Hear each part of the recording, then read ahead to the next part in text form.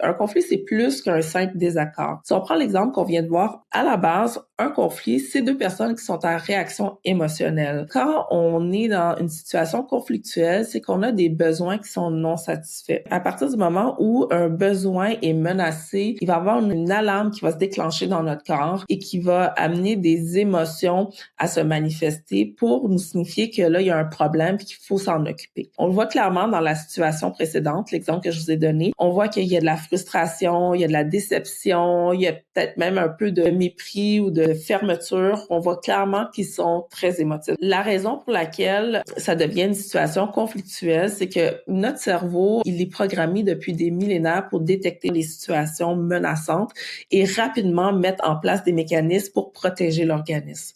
Donc, à partir du moment où il y a un besoin qui est non comblé, tout le focus va être mis sur combler ce besoin-là et l'autre va complètement disparaître. Donc, il y aura plus possibilité de prendre en considération l'autre parce que la survie de la personne est menacée. Ça, c'est à la base comment le cerveau s'est configuré. Maintenant, on n'est peut-être plus toujours dans des situations de survie menacée, mais ça reste quand même les mêmes mécanismes qui sont mis en branle. Donc, on voit qu'il va y avoir une amplification des émotions. Ça va amener un dialogue de sourds. Chacun va essayer d'imposer sa vision des choses, va essayer d'imposer son besoin sans être à l'écoute de l'autre. Et là, on tourne en rond, on y arrivera pas. La dernière des choses qui explique pourquoi on est parfois dans une situation conflictuelle plutôt qu'être dans un dialogue qui est efficace, c'est la notion de stress. Quand il y a stress, on va avoir